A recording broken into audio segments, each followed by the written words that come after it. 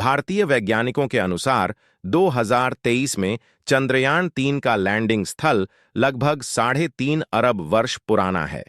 वैज्ञानिकों ने high resolution remote sensing data का उपयोग करके यह निर्धारित किया। इस खोज से चंद्रमा की भूगोलिक संरचना और उसके इतिहास के बारे में नई जानकारी मिली है। चंद्रयान-3 की सफलता ने अंतरिक्ष अनुसंधान के क्षेत्र में भारत का मान बढ़ाया तो दुनिया के लिए चंद्रमा के रहस्यों को उजागर होने की उम्मीद कई गुना बढ़ा दी। चंद्रमा से जुड़ी जानकारियों की सीरीज में सबसे ताज़ी बात यह पता चली है कि चंद्रयान-3 ने 2023 में चांद के दक्षिणी ध्रुव पर जहां कदम रखा वो जगह लगभग 3.5 अरब साल पुरानी है। यह जानकारी भारतीय वैज्ञानिकों ने ही दी है। चंद्रयान-3 की लैंडिंग साइट के उम्र का पता लगाने के लिए वैज्ञानिकों ने high resolution remote sensing data set का इस्तेमाल किया। बेंगलुरु में भारतीय अंतरिक्ष अनुसंधान संगठन ISRO की electro optics systems lab, Ahmedabad में फिजिकल रिसर्च लैब और चंडीगढ़ में पंजाब यूनिवर्सिटी के वैज्ञानिकों की एक टीम ने चंद्रयान-3 की landing site Shiv Shakti point 69.37 degree दक्षिण 32.32 ईस्ट का नक्शा बनाया।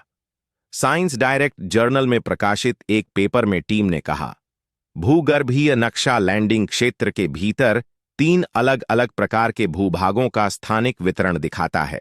इनमें उबड़-खाबड़ इलाके, चिकने मैदान और कम ऊंचाई वाले चिकने मैदान शामिल हैं। अध्ययन में कहा गया है, इन अलग अलग भूगर्भीय इकाइयों की उम्र क्रेटर साइज फ्रीक्वेंसी डिस्ट्रीब्यूशन के आधार पर अनुमानित 3.7 अरब साल है। मशहूर साइंस मैगजीन नेचर में प्रकाशित एक लेख में वैज्ञानिकों ने कहा, यह उसी युग का है जब पृथ्वी पर सबसे पहले सूक्ष्म जीवन रूप उभरने लगे थे। लैंडिंग साइट का भूगर्भीय नक्शा चांद के इतिहास के बारे में नई जानकारी देता है। यह बताता है कि पास के स्कोमबर्गर क्रेटर का मलबा इस क्षेत्र को ढकता है। उम्र का निर्धारण चंद्रयान-2 के ऑर्बिटर, हाई रेजोल्यूशन कैमरा और अन्य उपकरणों से प्राप्त high resolution remote sensing data ने साइट के विस्तृत भूगर्भीय मानचित्र के निर्माण में मदद की।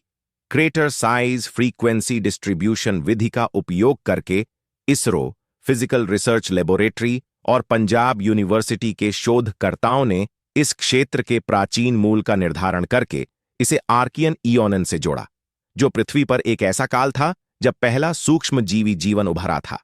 भूगर्भीय विशेषताएं।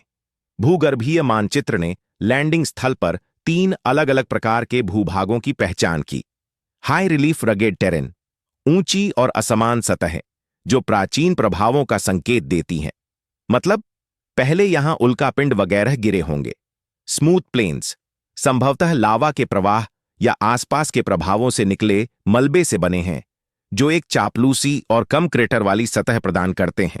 मतलब यहां ज्वालामुखी का लावा फैला होगा या उल्कापिंड गिरने से जो मलबा निकला होगा उससे ये जगह बनी होगी।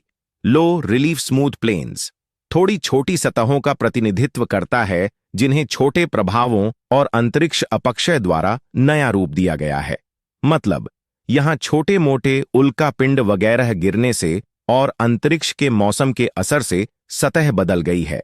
स्कोमबर्गर क्रेटर का प्रभाव। पास के स्कोमबर्गर क्रेटर से मलबे की उपस्थिति, जिसने स्थल की वर्तमान भूगर्भीय विशेषताओं को प्रभावित किया, यह बताता है कि इस क्रेटर से निकली सामग्रियों द्वारा क्षेत्र को फिर से बनाया गया था। चंद्र और पृथ्वी के इतिहास का संबंध। 3.7 अरब साल की समय रेखा प्रारंभिक सौर मंडल की स्थितियों और पृथ्वी पर जीवन के विकास को समझने के लिए महत्वपूर्ण तुलनात्मक डेटा प्रदान करती है। मतलब ये जानकारी हमें सौर मंडल के शुरुआती दिनों और धरती पर जीवन कैसे शुरू हुआ, ये समझने में मदद करेगी। संसाधन क्षमता। चंद्रमा का दक्षिणी ध्रुव, विशेष रूप से शिव शक्ति पॉइंट जैसे क्षेत्र, स्थायी रूप से छाया वाले क्षेत्रों में संभावित बर्फ जमा होने के कारण अत्यधिक रुचि रखते हैं, जो भविष्य में चंद्रमा के बारे में जानकारी जुटाने और संभावित संसाधन उपयोग के लिए महत्वपूर्ण है।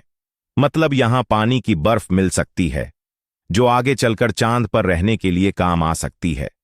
चंद्र विकास की बेहतर समझ। ये निष्कर्ष चंद्रमा के निर्माण और भूगर्भीय विकास की हमारी समझ बढ़ाने में मदद करते हैं।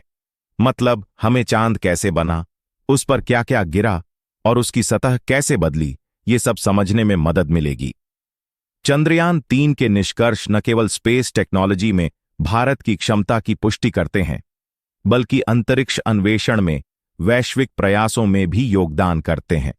जैसे कि नासा का आर्टेमिस 3 मिशन का चंद्र सतह का विस्तृत विश्लेषण चंद्रमा के अतीत के बारे में हमारी समझ को बढ़ाता है और पृथ्वी पर समान प्रक्रियाओं का पता लगाने का प्रवेश द्वार प्रदान करता है, जो ग्रह विज्ञान और हमारे सौर मंडल का पता लगाने की व्यापक खोज दोनों में मिशन के महत्व को रेखांकित करता है।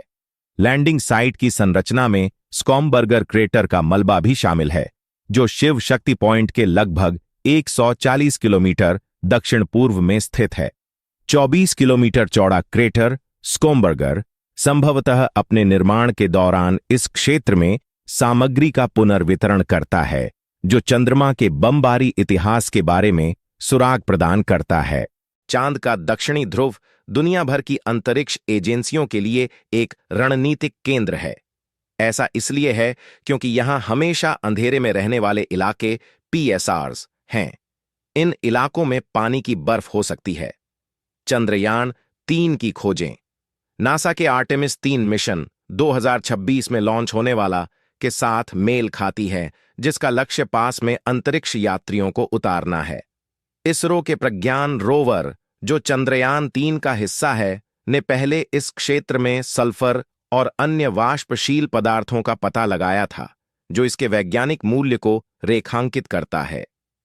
चंद्रयान-3 की भूगर्भीय मैपिंग न केवल चंद्रमा के गतिशील अतीत के बारे में हमारी समझ को आगे बढ़ाती है, बल्कि पृथ्वी के प्रारंभिक जैविक विकास के लिए एक द्वार भी खोलती है। जैसे जैसे चंद्र अन्वेषण में वैश्विक रुचि बढ़ रही है, शिव शक्ति पॉइंट अंतरिक्ष विज्ञान में भारत के बढ़ते कौशल और हमारे ब्रह्मांडीय पड़ोस के रहस्यों को उजागर करने की मानवता की खोज का प्रमाण है।